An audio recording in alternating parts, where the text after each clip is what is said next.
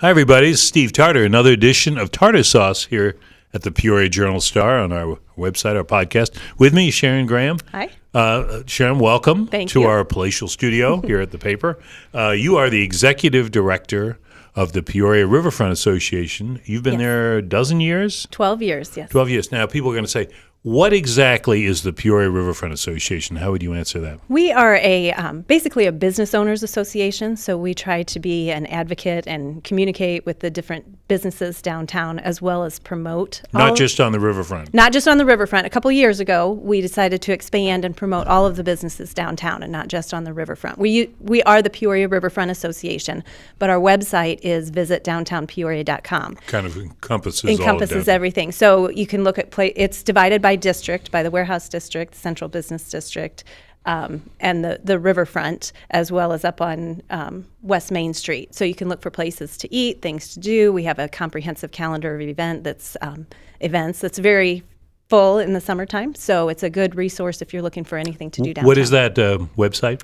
www.visitdowntownpeoria.com. Visit Downtown Peoria. That's easy to remember. Yeah.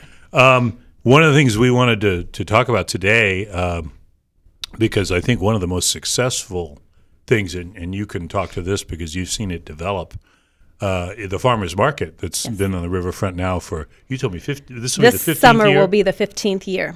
Doesn't seem possible that it's been 15 years downtown because it's been elsewhere, of course, but that has really grown. It has grown. I took it over in its third year, and I managed the market on Saturday mornings, and we had a handful of vendors, and a couple hundred people would come down on Saturday mornings. Right. I remember that. Yeah, and now we've grown to, I think our maximum number of vendors last year was 85. Wow. And we're up to 45 to 5,000 people. 4,500 to 5,000. That puts, I don't know if they keep statistics on these things, but that's got to be one of the more successful farmers markets in the state. It is. There's a few. There's Champaign-Urbana is very successful. I know they get over 5,000 people every Saturday, and Bloomington's is very popular as well. But we've definitely grown to be the same level as Bloomington's market. So I would say, downstate Illinois, those are probably the three biggest that I know of. And, of course, it's weather-driven a lot of times, yes. I guess. Yeah, we had some really nice Saturdays last summer, so we had great turnout.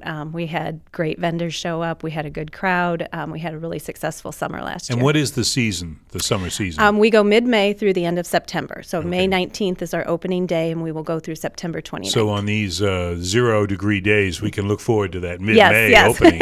It's baseball in April, but farmers market in May. One of the things we wanted to mention today is you've got a winter market coming up this Saturday. Yes. What's going on there? This is the first time we've held a winter market. Some of the other larger farmers markets have done this in the past, but we're doing an indoor market, kind of a taste of the summer market. We've got 32 vendors signed up. Yeah. 2 will be outside. The 30 will be inside at River Station. So we have 5 farmers signed up. 3 of them will have meat products: chicken, beef, and pork. And then also some winter vegetables like potatoes and carrots and kale, some winter squash. So it'll be interesting to see what types of. And what's the time? 9 a.m. to 2 p.m. So that gives people a chance if they. Oh, I thought at noon they think about it, they can still run down there and see it. And that's a great opportunity. Now you're only doing this once, right? Somebody might say, why don't you do it every week in the winter? Yeah, it's one time this year. We're going to gauge the success of it, see how well it goes over with the vendors, see how well it goes over with the customers, and then see what we want to do for next year. So if people are like this concept or say, why don't we do it every week? Well, come on down this week. Right. Make an impression, and maybe Sharon will say, hey, look, we had X number of people here. Let's do it again. You know what? It may be something we add to gradually, maybe a Thanksgiving market next year and a January market. We'll just have to see how things go. So. And now this is, tell me what I'm reading here, because I'm guessing that sometimes these facts are skewed. We've seen Peoria's farmers market grow. You've seen that firsthand. You've played a big part in that. But nationally, farmers markets, how are they doing? Nationally, well, I think the number of farmers markets have grown extremely well over the last several years, but I have heard just in the last year that sales at certain farmers markets are declining. So that's what I read that somewhere. I don't know if it was Wall Street Journal or somewhere, but I'm wondering what's behind that, because all you hear now is local food. We had Tara Brockman on with a couple of local producers recently on a podcast, and they're of course promoting local food in this area, which is this area, because we have so much corn and soybeans, which is great, as far as the farm economy goes, but it doesn't allow for the variety that you get in some other. But I wondered about that when I heard this business about farmers markets either plateauing or something. Yeah, we don't track our farmers' sales, but from what I've heard, word of mouth is that most of them are very excited about the growth of the market, and their sales have increased. So I don't see that really in Peoria, but maybe it's that there's an increase in the number of farmers markets and people siphoning off from others. Right, and there are only a certain number of local farmers as well, small farmers, because we do require that we are a producers only market, so everything has to be grown by the person that's selling it, or and they also must be from the state of Illinois. So we don't allow blueberries from Michigan or things like that. Yeah. And we should probably mention too, just to give this subject, a little background. There's other farmers markets in this area. We've got East Peoria, Pekin, Metro Center. Right. I think for a while there, Shops of Grand Prairie had one. I think that one moved to Junction City on Wednesday nights. Okay, so you've got different days, different places, and obviously if it's near for somebody, they may go to that one and not another. Right, and then we do share a lot of farmers with the Junction City market. Right. But it is a Wednesday night market. East Peoria's is a Friday night market. So it's nice that we all have our different times, so people can go and shop at different. And that's a big thing too, because I guess as we hear more and more about local food, people are going to want to know, well, I can't make it down there on Saturday, or I can't make it there on Wednesday, or whatever the day is. How do I get it? And this is going to be an answer.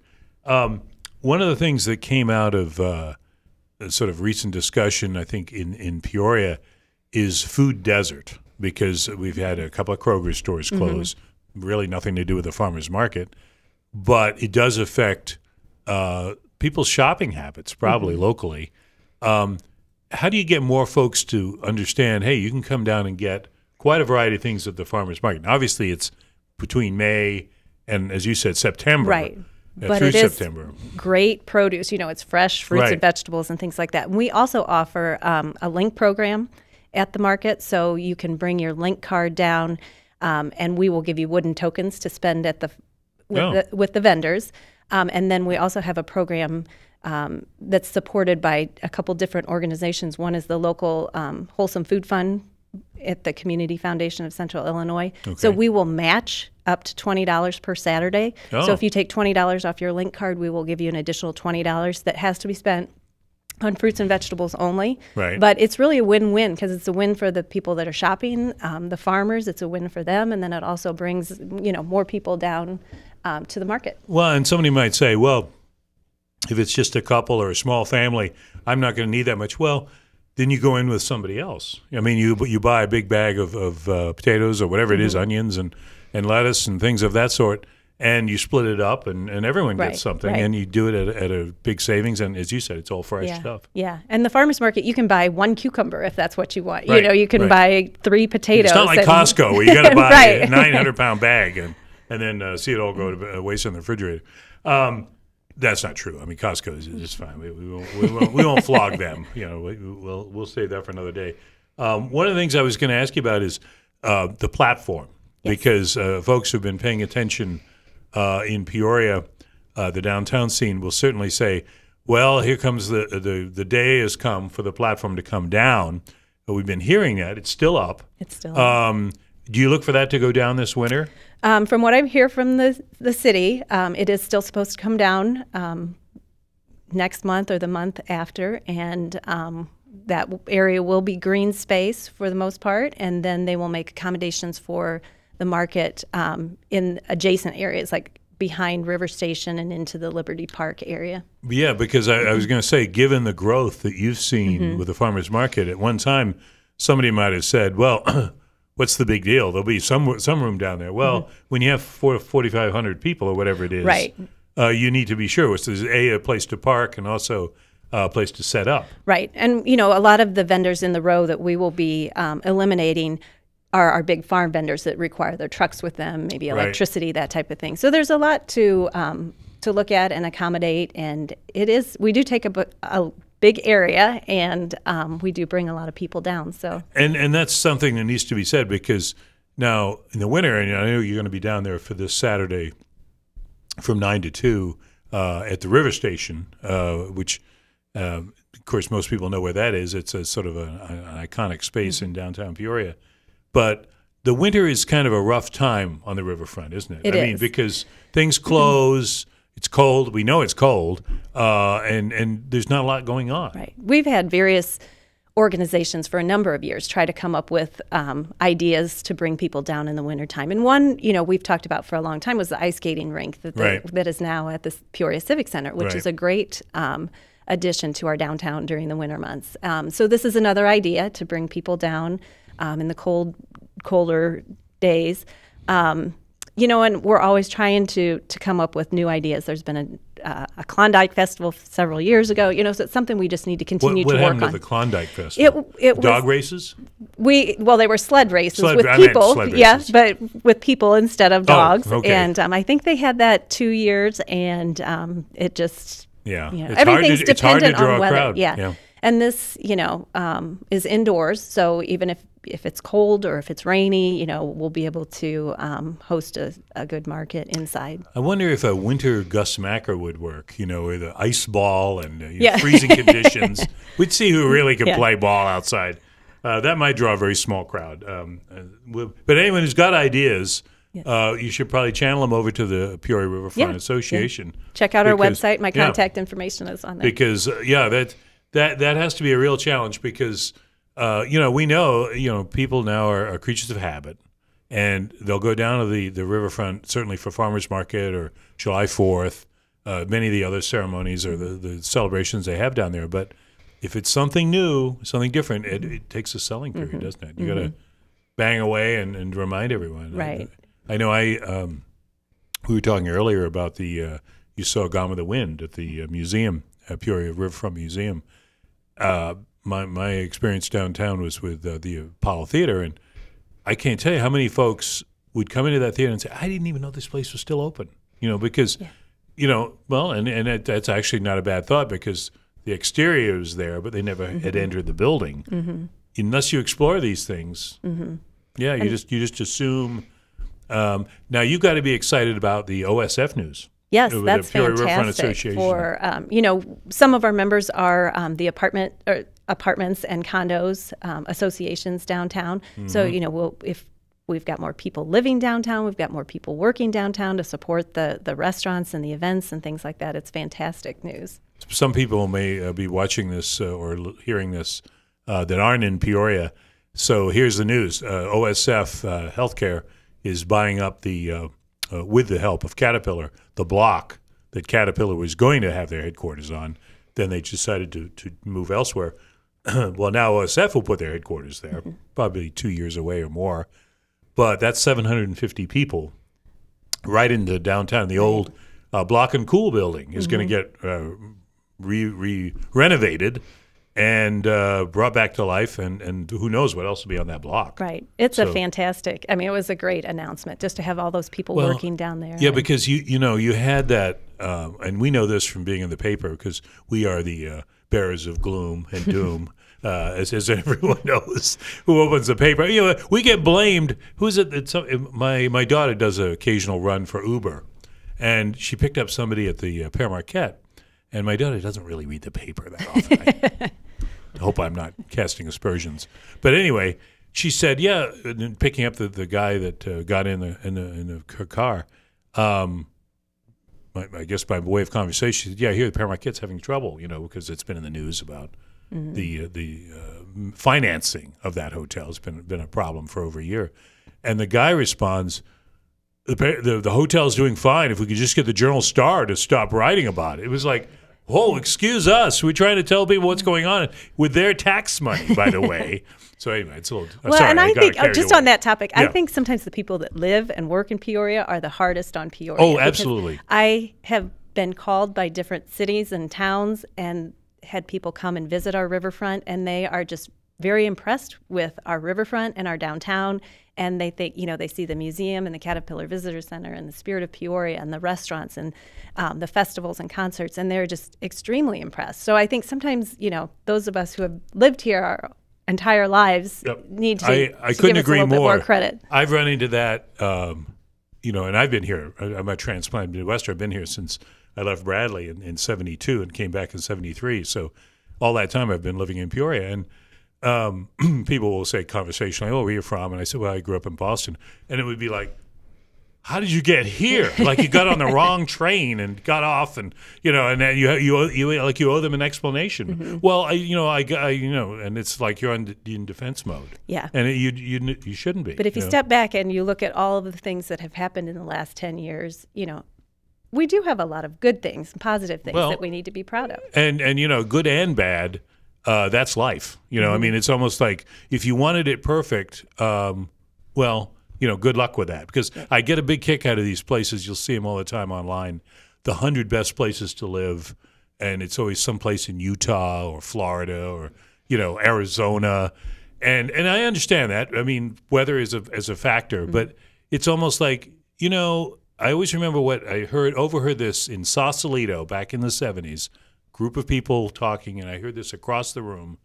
So I can't tell you who said it. He said, "I don't live anywhere because of the sunsets." In other words, you get this postcard image of a place, and it's so pretty, and hey, it might be worth a vacation. I wouldn't mind going to Yellowstone Park or all those places. Right. I don't think I want to live in the park with the bears and everything else. The same is true in Peoria. I mean, you're going to find good and bad. Right. And I think that's life. But how did we get off on this? I don't know. We tend to digress here on our podcast. Well, let's remind people again: the Riverfront Market this Saturday. Yes. Trial, one time Trial. only. In addition to the farmers, we'll have scones and baked goods and coffee and arts and crafts, and so it should be a good selection. Popcorn. More than just obviously with the season of the year, you're not going to have all the vegetables you have in the summer. So you got these other things, and was it hard getting the vendors? It wasn't. We sent out kind of an email to gauge the interest from the vendors, and we've actually had a waiting list of people wanting to participate. Well, that's going to be encouraging. Yeah. Well, I think it's great that somebody's taking the effort, and we've got the space downtown, and anyone knows, if folks haven't kept up on this, on a Saturday, it's wide open in downtown Peoria. I mean, you can park anywhere. There's no you don't have to feed your meter and all that stuff. Right. If that's even on your list of you can park on the streets, any parking lots. It's free parking. Yeah. So and folks that if you're looking at that weather, it's likely to be a little warmer by Friday and it looks to Saturday. be a little warmer. Yes. So that's always encouraging. Yeah. So we'll have music there. We'll have Blue Duck is going to open up for brunch. Like I said, martinis will be open. So it should lots really of things be a fun. to do. Yeah. Okay. Well, Sharon, you've been our guest here on the podcast we call Tartar Sauce, and we'll have to have you come back and introduce when we get ready to go to your big farmers market. Sure. You can kick that off. That would be great. And we'll have lettuce and corn. And, all kinds of good stuff. Anyway, I want to thank Matt Dayhoff, who gets this whole thing on the air Thank you. On Facebook and everywhere else that you may be watching or listening to it. So we'll catch you next time. Thanks a lot. Thanks.